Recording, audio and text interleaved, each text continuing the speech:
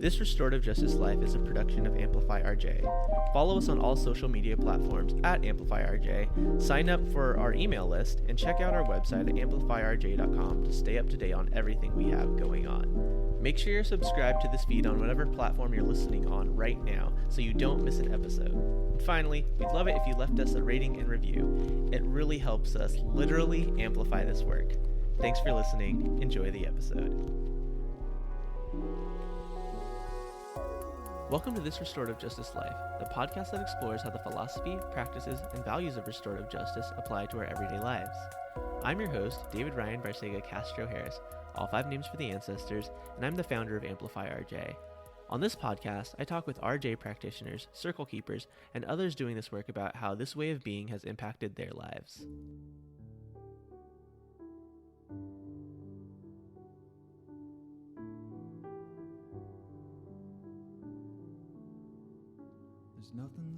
I've never really been a holiday person, but I really appreciate the song playing in the background right now. It's called Happy Holidays, if that's what you're into. It's the latest single by the band Westerly. Enjoy it in the background during the intro, and I'll play the full track at the end of the episode. You can find more about Westerly, the band, on your music streaming services and on social media. This is the last episode of This Restorative Justice Life for 2020. So before we get into the show today, I wanted to take a moment to reflect on this year. 2020 has been really difficult, but I'm also filled with a lot of hope. We all experience additional stress because of COVID, the election, and the reignited fight for racial justice in this country. When I first posted on the Amplify RJ Instagram account in early March, I didn't know that the country was about to shut down. And I definitely didn't know that in that time, we'd grow such an amazing community of people eager to embody restorative justice philosophy, practices, and values. I'm blown away that there are over 10,000 people following us on social media, but I'm more excited about the over 1,700 of you who have invested time and money to learn more about this work with us, even in virtual space. So from the bottom of my heart, thank you for your continued support. I can't wait to share all the things we'll be doing next year, so make sure you're subscribed to this feed so you don't miss an episode when we come back with a very special episode on January 6th. And make sure you're signed up for our email list to make sure you get all the Amplify RJ updates. With that being said, I'm really excited to be closing out the year with today's guest. Annie Buth is one of the wonderful people from my restorative justice community in Chicago. She's currently working to bring restorative justice practices into her work with the Center for Negotiation and Mediation at Northwestern Law School, but she's taken a long, winding journey to get there. Enjoy our conversation. Welcome, Annie. Who are you? I'm thinking a lot about being a sister. I'm a daughter, auntie, godmother. Who are you? I am, I'm not going to say restorative justice practitioner. I'm going to say I'm a restorative justice advocate. I'm somebody who believes in people, community, connection at the end of the day. Who are you? I am a Korean American woman who is a Chicagoan. I am an adoptee. I'm an attorney, mediator. I am a lifelong learner and student. Who are you? I am somebody who is beautifully broken, who is on a journey of reconnection. I'm somebody who struggles. I'm somebody who celebrates. And I'm on a path of accepting myself and others. Who are you? I am a connector. I move between a lot of different worlds. Who are you? I'm me. I'm a human. I am. And something that I'm embracing in this moment is that is enough. And I don't know if that was the 7th one or if we're going to do one more. So we'll do one more just for safety. Finally, who are you? I'm both teacher and student. I'm a searcher. I'm a seeker. And I hope that I am someone who is able to walk in their power and find their purpose. Thank you. Um, we're going to touch on hopefully a lot of those things as we continue to spend time together this afternoon. But before we do that, I just want to check in with the fullness of this question, especially at the end of this year. How are you? I'm okay. I'm standing. I have been up, down, all around. In this moment, I'm filled with a lot of gratitude for the people in my life, for the communities that I'm a part of. And at the same time, I am also carrying a lot. It's been a really heavy year. Just this week, found out my 4-year-old nephew has COVID, and that's my sister who's an emergency room doctor, and they have just gone through so much. My other nephew had it, and I think there are many people who I care deeply about who have been struggling over this past year for so many reasons. Yeah, from the racial uprising to the COVID, to just life in 2020, the election, all of those things made this year one that is not going to be forgotten soon. This is the last episode that we're airing for 2020, and so I'm so glad that we've got to spend this time together. You and I connected a couple years back when I was still growing, young restorative justice learner, practitioner, and you struck me as someone who, like you said in your "Who are you" statements, like plays in multiple worlds. What are those worlds that you play in? Well, it's really funny because I think at a certain point, if you had asked me, who am I? I'm Annie Buth, and I'm an attorney. And that would have been the answer. And in fact, one of the first times I did that exercise, I remember getting stuck thinking, who am I? I don't know beyond certain labels and titles. And that is something that I have worked on to really explore in terms of all parts of who I am. So asking about some of the worlds that I'm in, I am part of the Center on Negotiation and Mediation at Northwestern School of Law. So that's one of the hats I wear, and that's a community that I'm a part of. I'm also part of different communities throughout Chicago.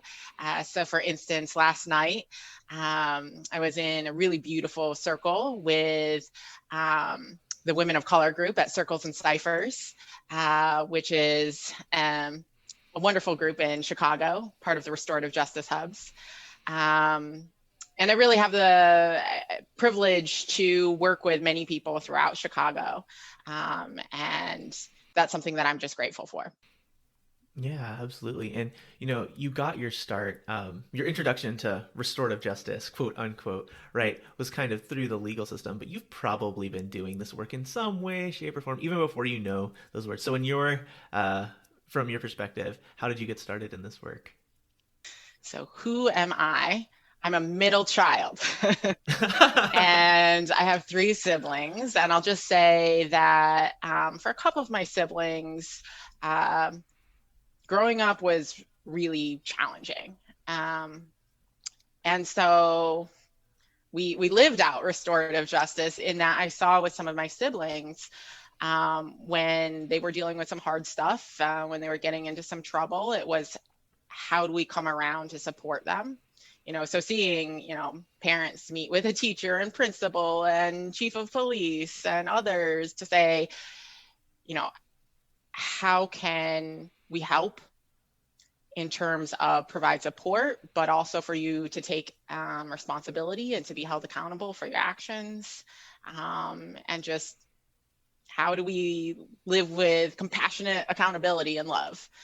So I think I got to experience that growing up. And something else too that stands out to me that was a lesson in restorative justice, even though I didn't realize it at the time. In my family, and we have a big age gap too, so we cover a lot of years. But my parents always were very intentional about welcoming people into our family. So for instance, I used to spend a lot of time in middle school and high school at a community center, and there was a man there that I became friends with who really had no community, no family. And I remember there were some holidays where he got invited over to our home. And I think for me, that was my parents really modeling, how do you welcome people? How do you create community? And that was, I think, an early lesson for me. And I had no clue that that was, part of restorative justice. Yeah, absolutely. Like in those two experiences, you summed up a lot of what this work is, right? When we have somebody who causes harm in our family, in our community, right? We're not throwing them away. We're trying to figure out how to work it out so we can all move forward together. And that means like getting support from all the stakeholders involved, right? People at school, people from the family, maybe even people from the police, trying to figure out, how can we make this right? Not how can we punish this person, but, support with responsibility, support and accountability, right? And then like the proactive things that we're doing to build relationships with folks, not just in our family, but like widening the circle of who we think family is, making sure that people get their needs, not just like physical needs, but like needs for connection met. So much of the world's problems can be defined by like disconnection from self or others. And yeah, you just spelled that out so beautifully. Thank you. Well, and I think an important point too is how we treat people. So that's something else that my parents really modeled, was it didn't matter what your title was, but they were going to make time to listen and to show respect. And later on in life, I realized that's not how everyone operates. It's what can you do for me? How important are you? And that's how I'm going to treat you. And so I think that's something really important to remember as well. Yeah, and you live, and we live in both worlds, right? The world that we are creating and the world as it is, right? Where there are times where we do have to act in like ways that are more transactional, and like how can we bring in that restorative lens of, seeing the humanity in everybody and treating them accordingly, right?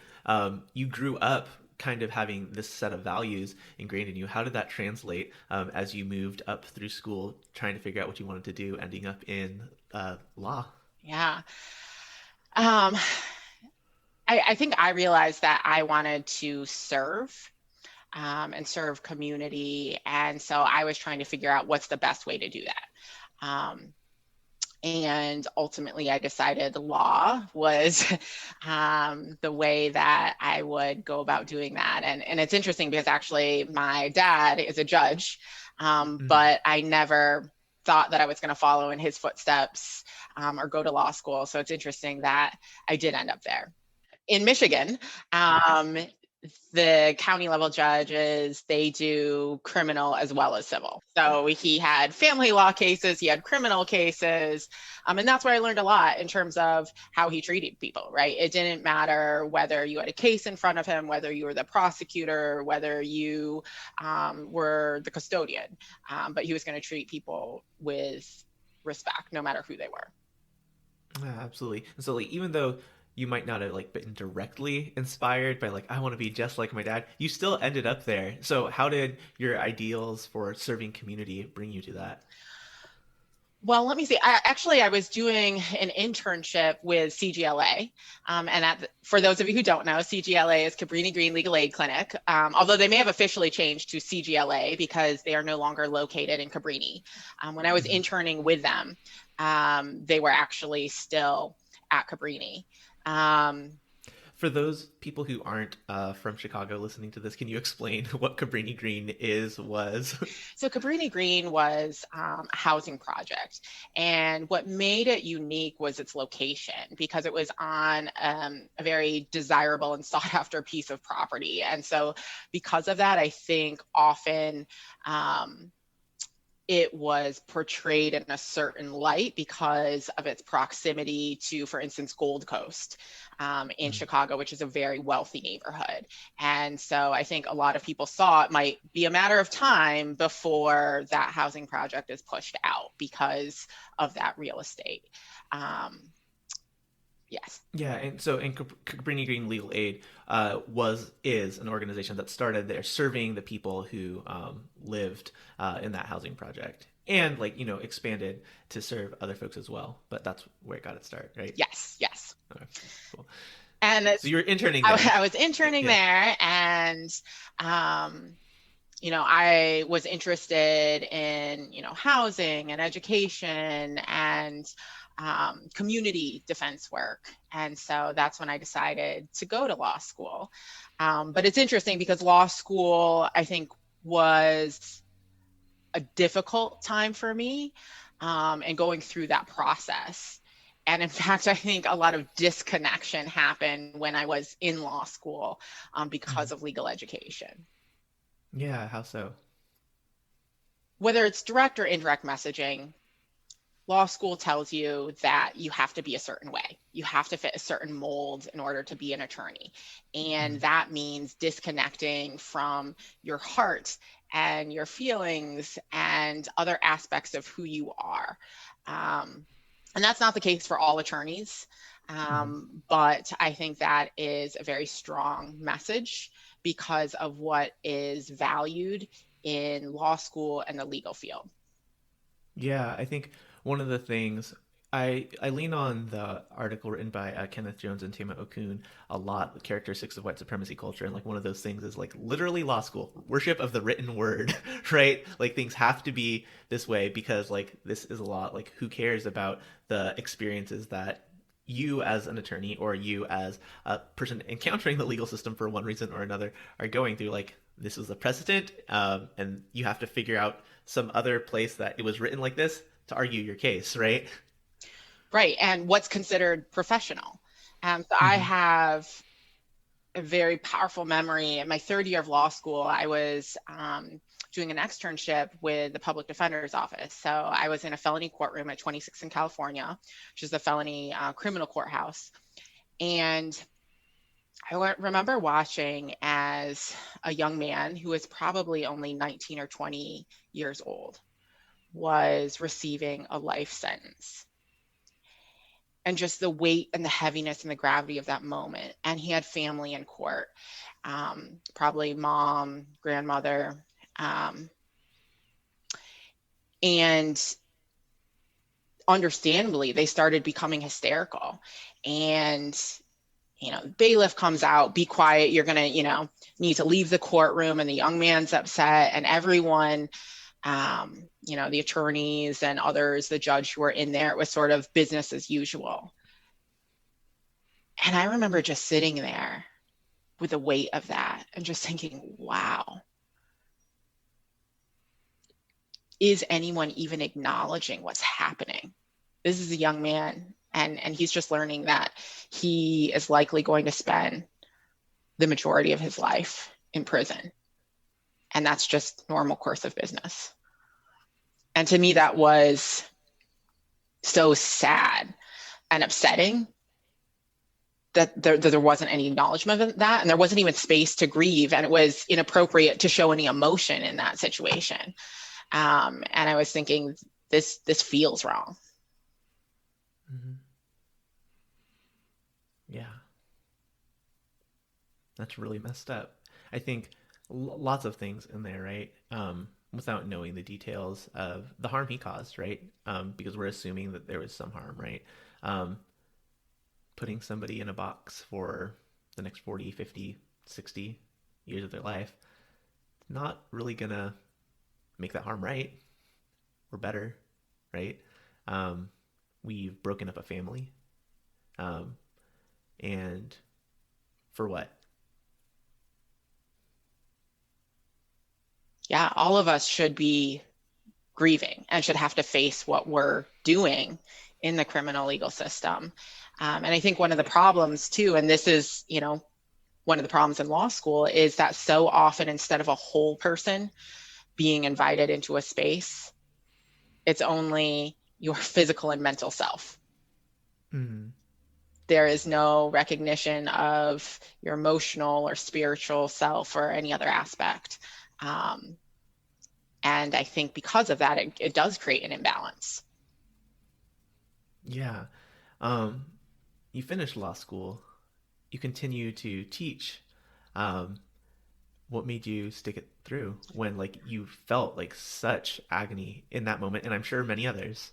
I actually have taken a very winding path, David, that led me back to the law school. So I actually graduated and I worked in legal aid. Mhm. And I bet you didn't know this, that I was working in the same building as CJYI and Cheryl and Aura. So for Mhm. those of you who might not know, Cheryl Graves and Aura Shube, just incredible women who really did so much to advocate for restorative justice in Chicago. Yeah. Cheryl was the first episode of this podcast, and Aura passed 2.5 years ago. So go back and listen to some of the stories about how Cheryl and Aura got their start on episode 1 if you haven't already. But yeah, you were sharing space with them in that office. Well, I mean, it was a very big building. So Sure. Oh, it's sharing space with them in the building. in the building, not in the office. But then that's I think the first time our paths had connected, because they came up, we were doing a birthday party for Elaine, who worked in our office, and they had worked with her previously. So that's the first time I met them. But I was working in legal aid, and after legal aid, life happens. And I can actually share more about my decision to leave. But then I actually returned to Michigan, and I worked with the Michigan Court of Appeals. And then I ended up going overseas, and I worked in India, and helping build capacity on a team of female national attorneys there. And then I returned, and it was economic downturn, and I could not find a public interest job for the life of me. And I ended up working at a law firm in Michigan as well. And that's all before returning to the law school to teach. Um, didn't know a lot of that. Let's go back into to some of those things. You decided to leave legal aid. So when I was working in legal aid, and this was, I was in the Southside office, and I was working on housing cases, family law, employment, some consumer law cases, really doing a breadth of everything.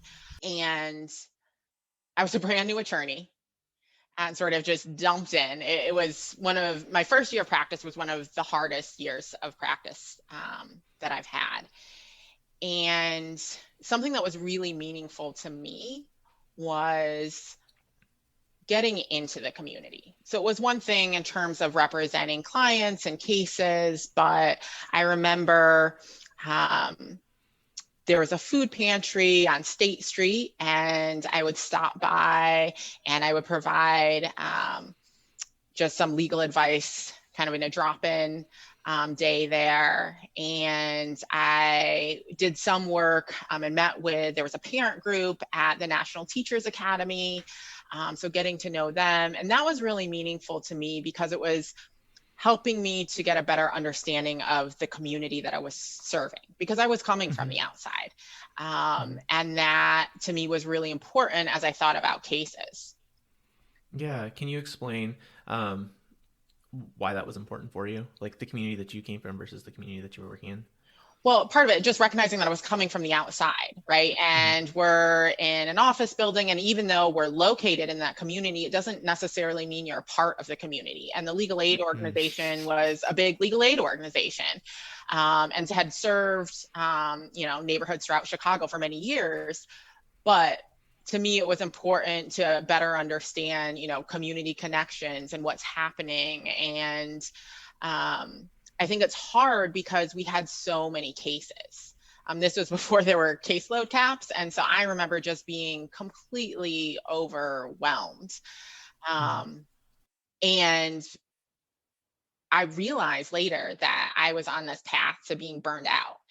And I wasn't practicing critical reflection, and I didn't have my own community to, really process things with and wrestle about some of the things that I was seeing, right? And to have people to hold me accountable and say, what about this, Annie, right? Or have you thought about that? And what was hard is I got burned out, and that's not something that I really wanted to admit, right? Because what I learned in law school was don't deal with emotion, just stuff it down and do more work harder, work more. And so I didn't really want to recognize that. But it was hard because at one point I had to look at myself, and I remember thinking, I'm just another person that my client has to deal with. And for example, in public housing cases, I might have to counsel a client. I'm not sure, we can win at trial. But if you agree to this settlement and bar your son or grandson from the house, you're able to stay. And I was thinking, I'm part of breaking up Black and brown families. And that's not to say that legal aid attorneys aren't doing incredible work, or that we need legal aid attorneys. It was just hard for me at that time, being burned out, and I didn't have that support to wrestle with those things, to say, how can I be working within this system, which is sometimes very problematic. What do I do with that, right? How do I maintain integrity? What can I do? And so because of that, I think I ended up really struggling. And then, I made a personal decision to leave, and it's funny the way that we can tell our stories and the way that we can frame things. Because I can frame it in terms of, I made the decision to leave to go be with a long distance partner. And I received a lot of affirmation from that, right? Oh, it's about time. That's great. We're so glad that you're finally making that move. But if I'm really honest, a large part of that story was that I was very burned out. So when you're in Michigan working with appellate court, right? Were you running into the same kind of conflict that you experienced working in legal aid? I think what was hard working with the appellate court is that it's a very individual position and work. And so that was hard for me because to me, being in community and having a work community is something really important. And I think what's hard there is you see how the law applied isn't always fair. And it doesn't always lead to the right outcome, but yet we have to follow the law, right? And so that was something that was difficult in that position. Yeah. What's really present for me, just as you're talking about this, is the execution of, it's Brandon Bernard, right? Mm-hmm. And yes, we were upholding legal precedent. We, the people of the United States, right, we're upholding legal precedent by this. There are lots of people who have been convicted with murder when they were not the people who actually did pull the trigger or what have you, right? And it doesn't make it right. Yeah, I hope that as a nation that we reflect on what we're doing. We have to take accountability for it. We are responsible. Brandon was killed, and that is something that is not right either. And that's something that I think we need to face. And as a result of a formal legal system, a sanctioned killing. Right. That falls on us. This is a detour that I didn't think we were going on, but what do we do in instances like that? Right. That was Indiana, right? I don't live in a state that has the death penalty, right? What do we do? I think one, it's about naming it wherever we are, right? And that's hard because we have the, on an individual level, work that we can do, and on a collective level, what we can do. But I think one, it's naming it and facing it and making sure that we understand that the harm that we're causing, right? And then taking action and, using our voices and our voting power in order to create change. But I think until we face what we're actually doing and naming that harm, we can't begin to repair or create change, because we have to address it first. Yeah, I mean, and I think like in a similar way, like thinking about the young man who you had that experience with in your third year of law school, like that's also a death sentence, right? Um, it's a different kind of death sentence, um, but you know, like that's what we're doing when we're continuing to rely on the carceral systems to take care of problems in society that don't require that. Absolutely. I think we need to shine a light what happens in prison and the dehumanization of being in prison. And the complexity of harm means that we can be inflicting great harm on people in prison. That doesn't diminish harm that they may have caused to somebody else. So we can hold all of that at the same time. And I think that's hard sometimes for people. But something really important that we do. Yeah, just to make this really accessible to folks who aren't like super closely tied into the criminal legal work or the criminal legal system, what are some resources that people can learn more? Something that comes to mind really immediately are the books by Maya Shenwar, Locked Down, Locked Out, or Prison by any other name. But you're more in this world than I am. What are some other resources that you can think about? Well, I'm happy to share with you two links. I work with a really wonderful woman named Monica Cosby, who has lived expertise, and she has two videos that are really powerful. And I'm happy to share links to those. We'll make sure that that is in the description. So, you know, you were struggling with like how individual and unfair and unequal those cases went. And was it like, I can't deal with this? I can't deal with this. I got to go eat, pray, love. I'm kidding. But what was the decision that actually the whole, I mean, this is funny the way that we tell our stories, right? So actually I had already applied to go overseas, and so was looking for work before I left. And so that's how I ended up working with the Michigan Court of Appeals and before traveling to India. And that was a really formative experience for me, where I learned so much about living and being in community. I was working, like I said, with a group of female Indian national attorneys. And I was also living in a neighborhood where I got to know a lot of people, and spending time in people's homes and eating meals and just really building deep relationships. I learned so much about what it is to live in community. I think before that, I hadn't really experienced it. You know, so much of my life had been very individualistic.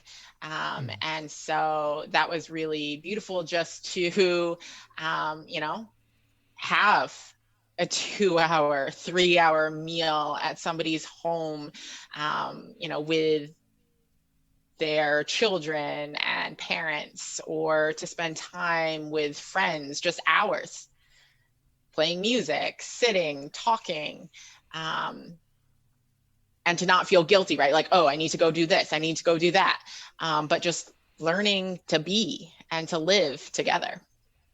It's really hard to burn out when that's your life.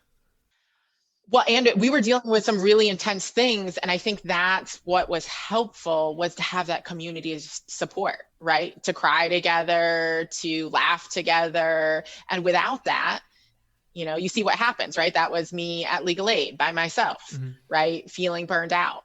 But to be in community, you have that support, and you're not alone in it, even when you're facing some really hard things, because the attorneys were working on trafficking cases. So some very, very heavy and hard cases and stories. Like you were talking about, you know, how like in your context, working in the States, right, where your brain and body are brought in just for like your mental and physical aspects, right? Like not attending to like the emotional, spiritual toll that's taking on a person like doesn't allow you to do that work for very effectively for any long period of time if you're like any kind of empathetic, compassionate person. Absolutely. And I think that's why we see so many attorneys who struggle, right? They might struggle with overworking or substance abuse or depression. Yeah, like not feeling okay enough to admit or reach out for help, admit that they need help or reach out for help, right? Um, were there like intentional things talked about around that with the women that you were working with in India? Definitely. I mean, I think part of it was making sure that there was actually time to talk, right? There was Mm-hmm. time to share about what we were struggling with, what they were struggling with. And there was balance too, because there was also time to just laugh together and to eat or to drink chai. And so I think balance is something that's really important as well. Yeah, it's something about like a lot of times people do like, oh, we do the relationship building, the icebreakers, the self care in order for us to do the work. But like, it's really that all of that stuff is the work. And we need to like prioritize it like within, um, you know, the cultures that we're building around ourselves, right? Whether you are the leader of an organization or, somebody who's like building routines in for yourself. That's something that I'm struggling with, admittedly, building in those routines for myself as like somebody who now works for themselves. um, but yeah, it's so important. Are there any other like lessons that really stand out to you from your time in India? Well, just to follow up with what you said, it's not a means to an end. Mm. And something that I've reflected on this semester as well, and even in talking with students, we can't just get lip service to those things. We also have to provide the structural support for it. So, as your own boss, how are you building that into your schedule, right? And so, for me, that's something equally important to think about, not just say, this is a priority, but what do we do to actually support it being a priority? Yeah, right. In an organization or in your life, it's like, where are you putting your time and resources, right? Um, because, you know, time is like one of our most precious resources and we don't get it back, right? We only have 24 hours in a day, just like everybody else. We can get a lot of work done if we go for 20 straight hours. But what time does that leave you for, the rest of who you are as a person and what impact is that going to have on your community? And I'm not saying that there isn't time and space to grind when you need to, just get the thing done, but that can't be a habitual thing. Well, and the very funny thing is that when I learned about restorative justice, I was actually working at the law firm as a litigator. Mm-hmm. So all of those other things that I've done where I think I was really learning about restorative justice, I wasn't actually formally introduced to that term. And it wasn't until I was actually in that private sector working at a firm, which is sort of ironic. Yeah. And that was after India? That was after India. I was working at a firm, and for me, while I was there, I wanted to get involved in community and in service. And so I actually connected with a restorative justice group and an attorney I knew who was doing some really interesting things as far as collaborations with the public school system.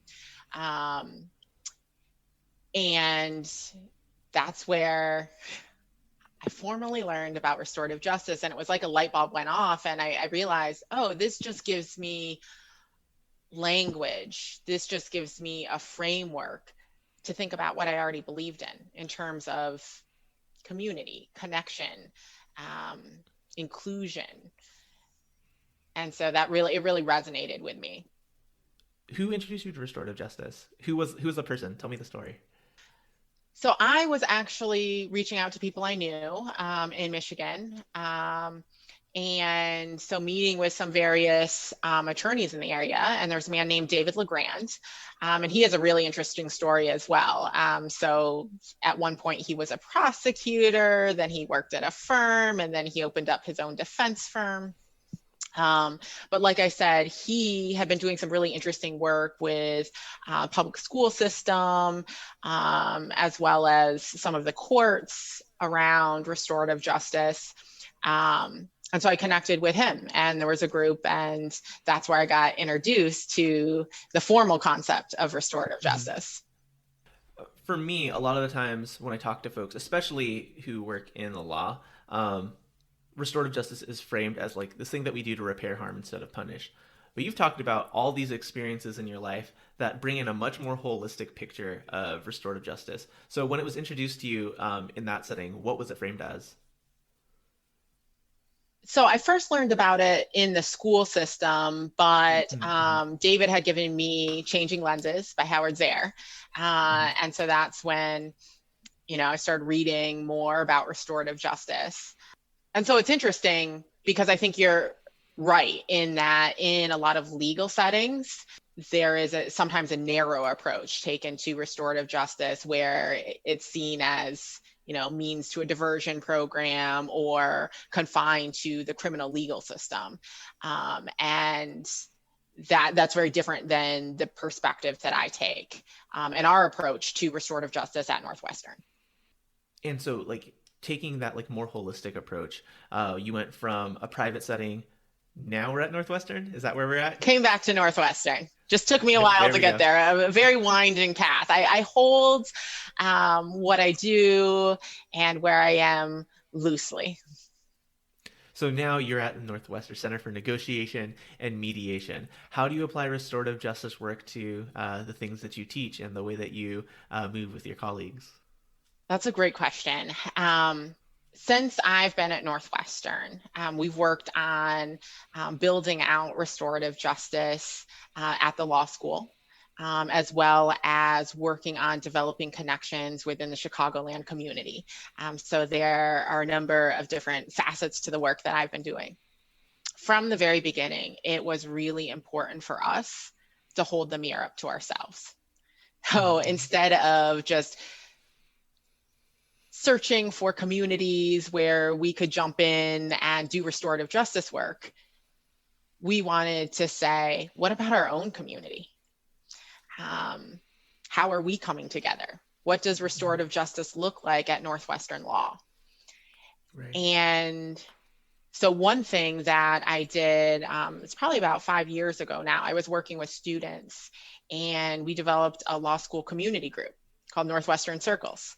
And it's for students and staff, and come together every other week.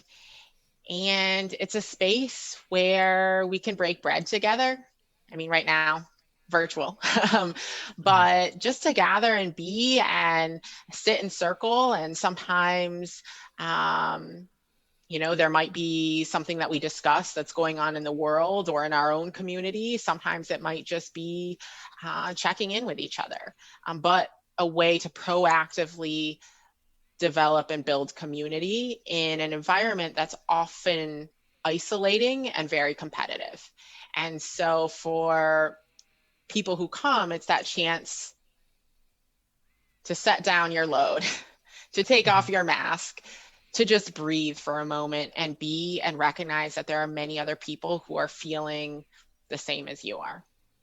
Right. And like be acknowledged for like not just your mental ability, your physical performance in the grades that you get or in your classes, like the emotional spiritual journey that you're all experiencing as well, whether you acknowledge it or not. Right. Absolutely. And so because of that work, it has really influenced the way that we teach about restorative justice. And to me, it's really important to focus on building community and relationships as part of restorative justice work and seeing it more holistically. Restorative justice is not just for clients, for victims, for offenders, for those people. It's for all of us. And I think that when we embrace that approach, it really shifts how we even see the work that we're doing. It's not that we're the helper who swoops in to save the day. But instead, we are in relationship. Our stories are connected. And what does that mean then to advocate with somebody on behalf of somebody? Right. I'm really reminded of the quote by Aboriginal activists. Like, if you've come here to help me, you're wasting your time. But if you've come here because you know that your liberation is tied up with mine, like, then we can work together, right? If that doesn't sum up restorative justice work, I don't know what does. But how does that functionally look as somebody who is practicing law and teaching about the law? Say more about that. Yeah. How do you embody that, like, in a client relationship? That is something difficult to do because of the way that our system is set up. And part of that, I think, is a preparation to say, how am I approaching this relationship? Right? Am I taking the time to understand who my client is in context of their community? Often we focus on an individual and only the individual, but we are interconnected. And so it's important to understand your client's relationship to others, to neighborhoods, to schools, to different parts of their community, and to see who they are in a greater context and to understand their story in a greater context. I think what the challenge is within the system, whether it's a criminal legal system or civil legal system, is there's so many constraints within the legal process in terms of whose voice is heard, in terms of who has autonomy and decision making and in what ways. And so I think at starting with your relationship with your client is one approach, and then figuring out really how to work with them within a limiting system. Yeah. And the system has so many limits, right? Like, I think, the way that the system is built is for you to be that savior, right? Or play that savior role, right? And like, I think in one version of an ideal world, right? We're coming and saying, like, hey, there's this harm that's happened, and, like, let's come together with all the people who were impacted, and maybe I, as someone who, like, understands, like, the intricacies of the law, but also, like, wants to have a conversation with the people who are impacted and, like, what would be right for them. Let's have this conversation, right? Which is in a lot of ways like mediation, right? Not always possible. But what are the ways that, like, you see pathways forward?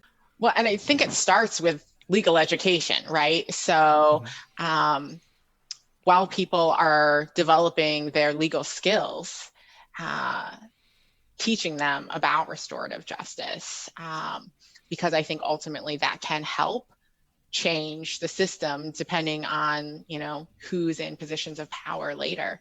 One of my favorite stories is in a restorative justice class.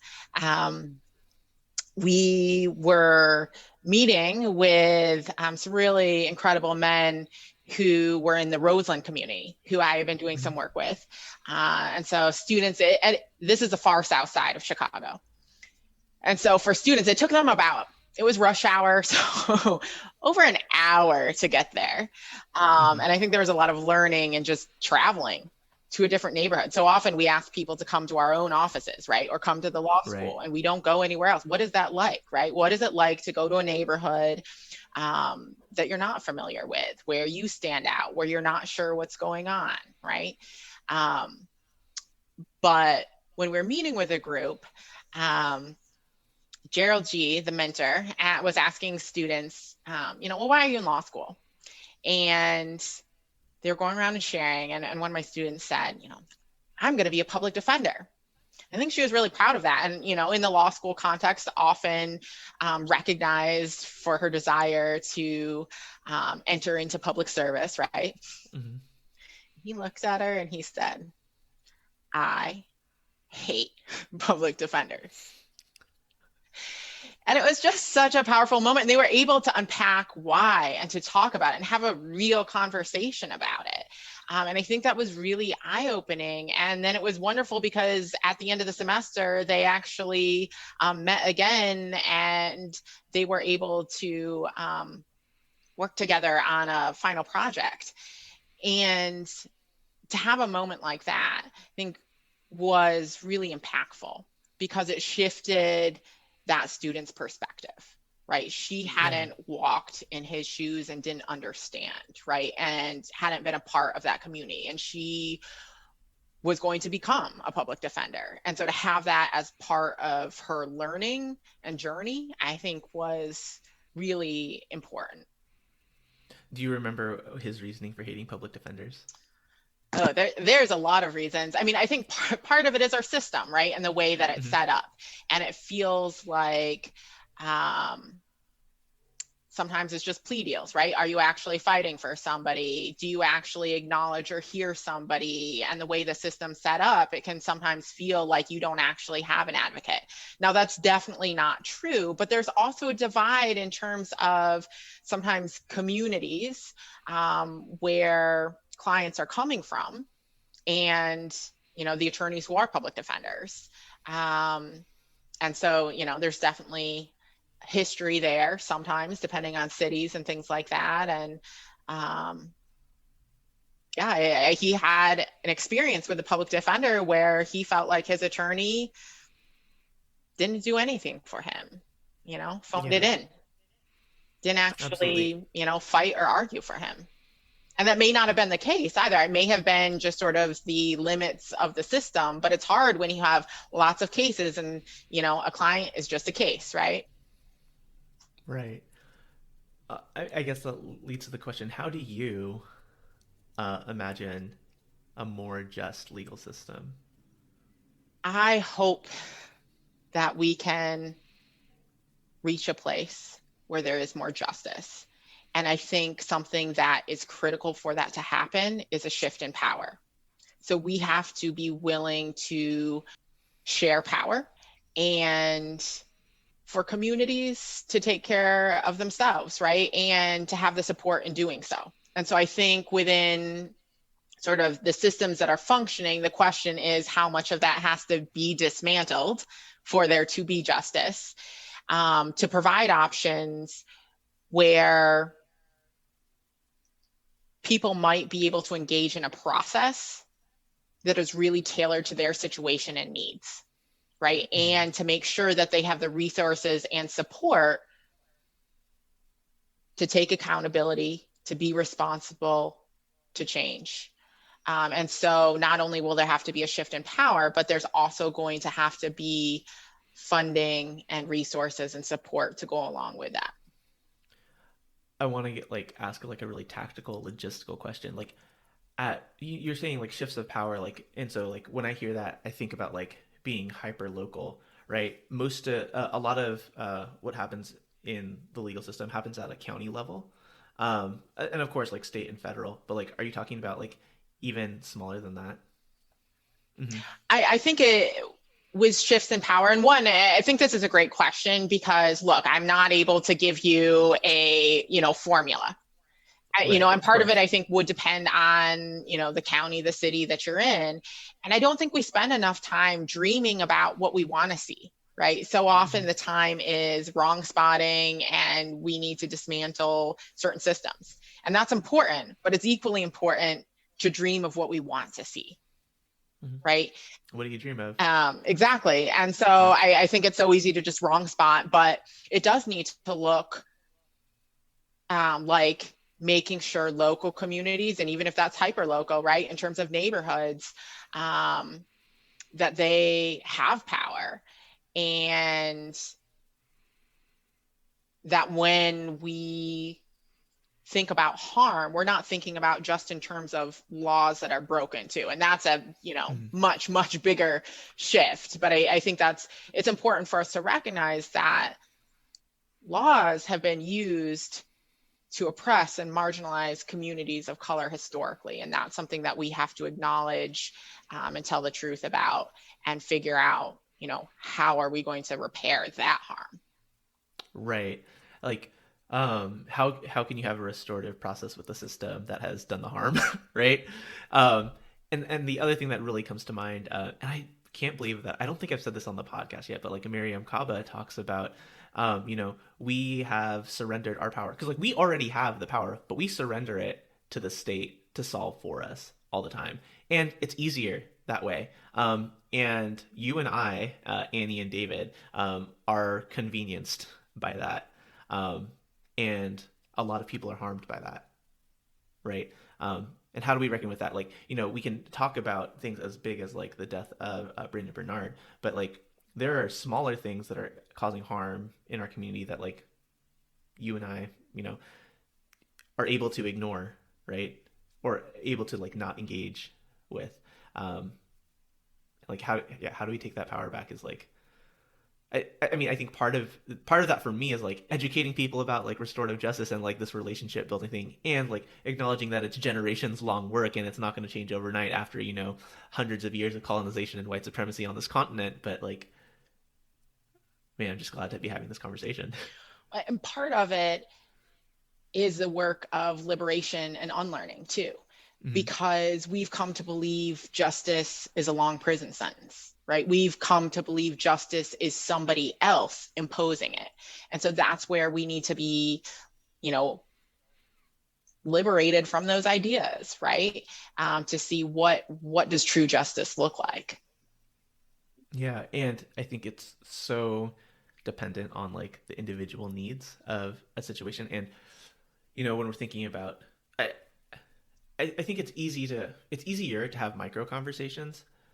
Is it even worth spending time asking about the macro conversations about like US imperialism and racism and like all this? Because like like even like if we look at a model of like South Africa, truth and reconciliation, there was truth.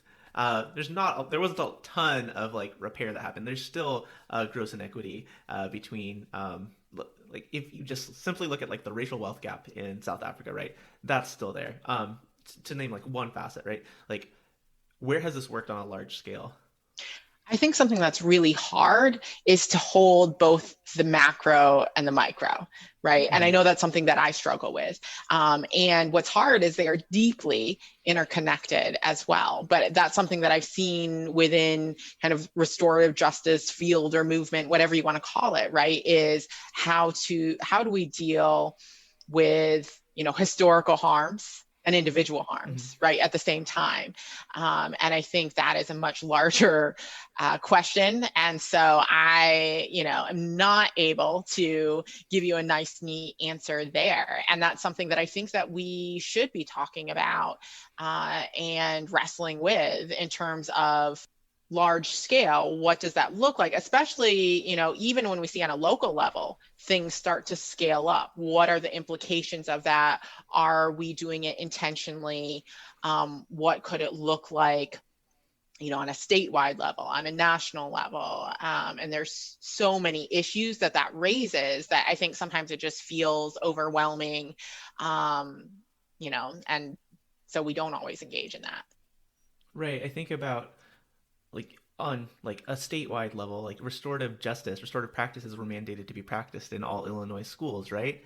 How did that go? Like at least there's the option, like, so maybe that's net positive, but like the way that it was rolled out in so many places caused a lot of harm and left restorative justice like having a bad taste in a lot of people's mouths because it was seen as permissive, when it's not. It's about building community and then like holding community accountable. And like when the resources aren't there to do those things, it's just like, what did you expect to happen? Well, and you look on a national level, who has power and who's making certain decisions, right? And I think part of it is remembering that we all have power, and also focusing on making sure that people who are in decision-making positions understand restorative justice, have that background as well, so that they can be very intentional about policy and laws, so that we're not dealing with a lot of unintended or collateral consequences. To bring it back to like locally, right? The work that you're doing in your law school is one, giving your students the education about what this work is, trying to model it by providing these spaces, time, and resources to embody some of those things. You're also doing this work in community with circles and ciphers. What does that look like? I feel really honored and grateful that I'm able to work with other communities as well. So being able to support and walk alongside groups. So for instance, I get to be in relationship with a lot of the youth leaders at Circles and Ciphers, part of the Women of Color group. And, what does it mean to live in community together? And to figure that out and figure out, what happens when, within community, we experience harm. It's not a nice, easy, answer in a restorative justice book that says, one person harms somebody else, you take responsibility, we have one circle, and that's it, right? Ask these questions and like, yay, we did it. Yeah. Exactly. It's based on, what's happening in life and where people are. How do we really come together? And so, I am just really deeply appreciative of the relationships I have with people there because I learned so much. And to be part of a family that, gets to hold each other up is something really special to me. Sorry. Can you explain what Circles and Ciphers is for those that don't know? So Circles and Ciphers is a youth-led restorative justice group that focuses on restorative justice and hip hop and providing support and space for young people who've been impacted by violence. Gotcha. And based in the Rogers Park neighborhood, kind of, because now it doesn't really matter. Yes, and even when it was in Rogers Park, which is North Side, it draws people from all over the city of Chicago. And what I would suggest is I can give you names of folks, and there are others who should be the ones to share about this work. And so you should definitely have them on. In the plans. We talked about one of those people, but I know that there are others who can share a lot more about the work that Circles and Ciphers has been doing. We come to the place where I have, this. There's supposed to be rapid fire questions. Sometimes I ask follow-ups and it goes off on tangents. So, we'll see where it goes. So well, it's funny too, because this conversation didn't end up where I thought it would go. And that's the beauty of being able to sit down with somebody and share and listen. So thank you, David. Yeah, absolutely. Define restorative justice in your own words. Restorative justice is love and respect in action. And that's love and respect for yourself, love and respect for other people, love and respect for the natural world. What is one place or situation where you wish people really knew this work? We've talked about a couple of them, but what's one place that you wish people really knew this? Actually, what's on my heart today is the medical field, because I'm thinking of my sister and just how she's hurting right now. And with all that's been happening with COVID in our country, that's just on my heart. I haven't thought about that a lot before, but I would say that's one of my hopes. Yeah, in your imagination, what does that look like? So I think about it in terms of everyone who's involved in the medical field and community and communities of support. So whether that's, doctors like my sister or patients, and even bringing the two together, right? I think sometimes that relationship is difficult, and there's lots of stories about doctors who don't have bedside manner, but to just create communities. I mean, and you think about where hospitals or medical centers are located, but to have a place where people can connect, to come together, to share, to address harm, all of it, right? Yeah, as someone who has worked in the medical field, I think like one of the barriers, and I think like the barriers in a lot of places is just like, are you going to dedicate the time to do this, right?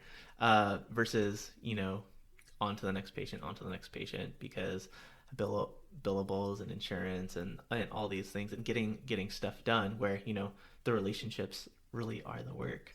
You're the first person who said that, so Well, thank you and for. I should probably stay in my lane, right? I But mean, this is, no, it's just no. what's on my heart as I What's on think your heart? about Yeah. my sister. It's what I shared.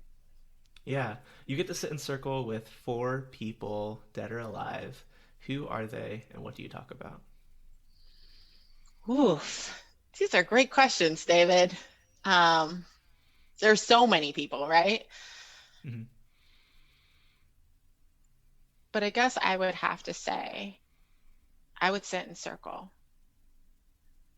with my birth parents and my parents, and we would share stories and build relationships.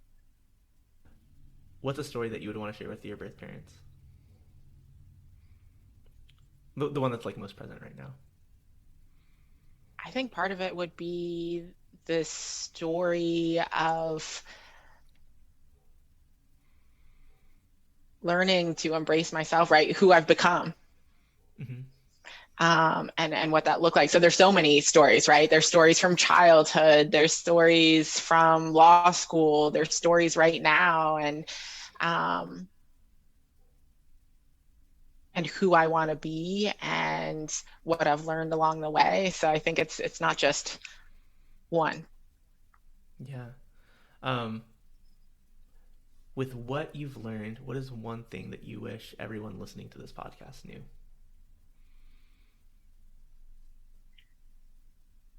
You are enough.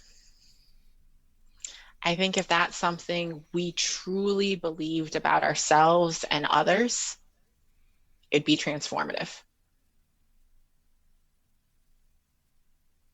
What does that look like in practice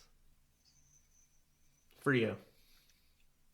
For me, I think one thing I realized, when we unpack the stories we tell ourselves about ourselves, and in restorative justice, we often talk about Louise Feldes's poem, You Are My Other Me.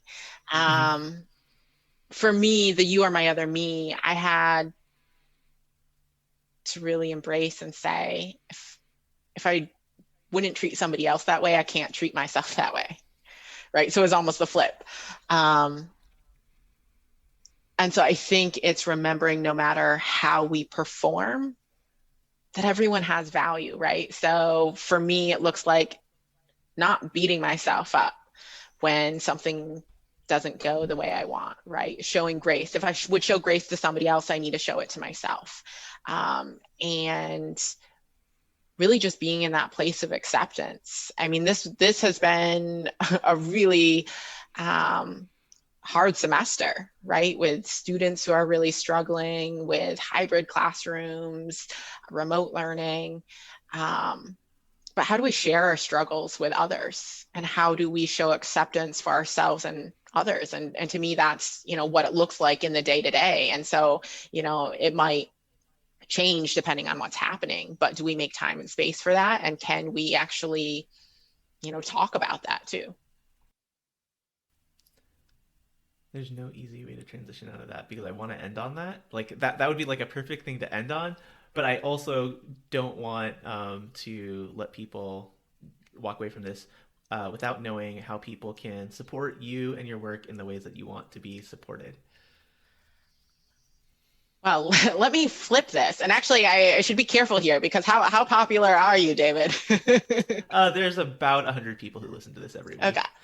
Well, then, if that's the case, then I'm happy to share my email. And what I would say too is if people are interested in law school or law, to feel free to reach out because it is such a hard experience to go through law school. And if I can support people who may be unfamiliar with it or who are thinking about it, we need more folks in the law who are thinking about things differently, who are visionaries, who want to change the system, who are willing to dream of something different and to fight for that.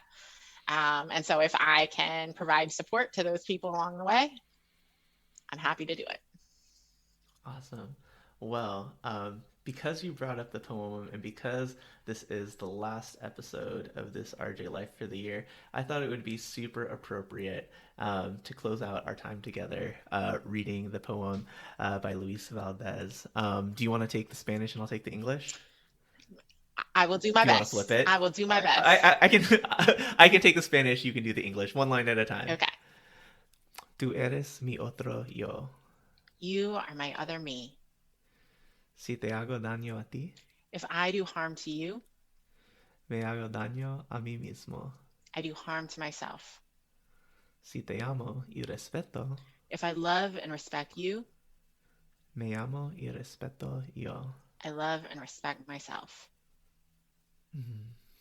Thank you so much, Annie, for being with us this afternoon. Thank you all so much for listening, whether this was your first episode or you've listened to all 14 so far. We're really appreciative of everybody being with us on this journey so far. We'll be back with a very special episode on January 6th. I believe that's the Thursday. So until then, take care, have a safe holiday season, and we'll see you in the next year.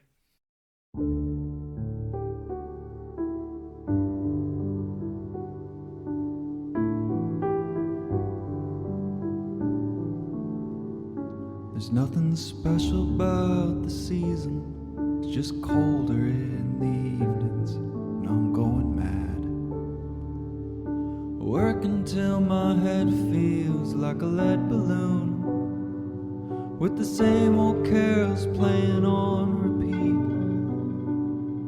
No, I don't want a white Christmas, I just want some sleep, and an end to this disappointing year.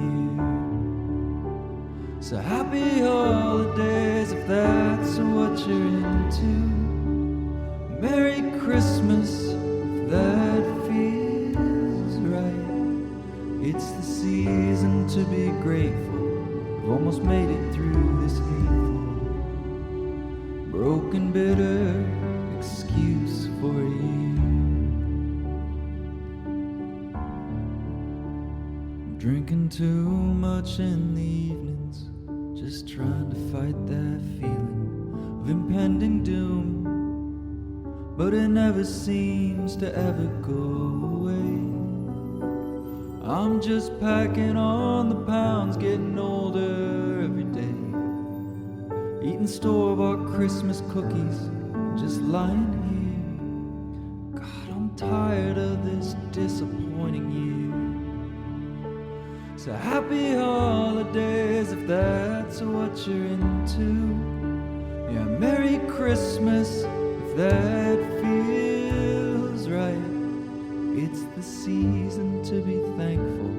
We've almost made it through this hateful, broken, bitter excuse for a year.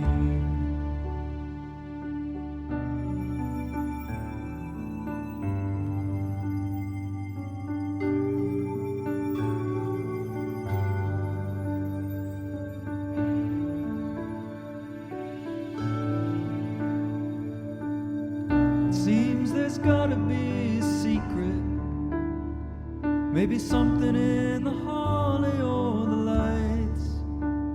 All this singing for the season, I guess maybe the reason is we're ready to end this disappointing year. So happy holidays if that's what you're into. Yeah, Merry Christmas if that feels right. It's the season to be grateful. We've almost made it through this hateful, broken, bitter excuse for a year. Happy holidays if that's what you're into. Merry Christmas if that feels right. While the world just goes on spinning, we'll be over here singing, trying to muster up a little bit of cheer.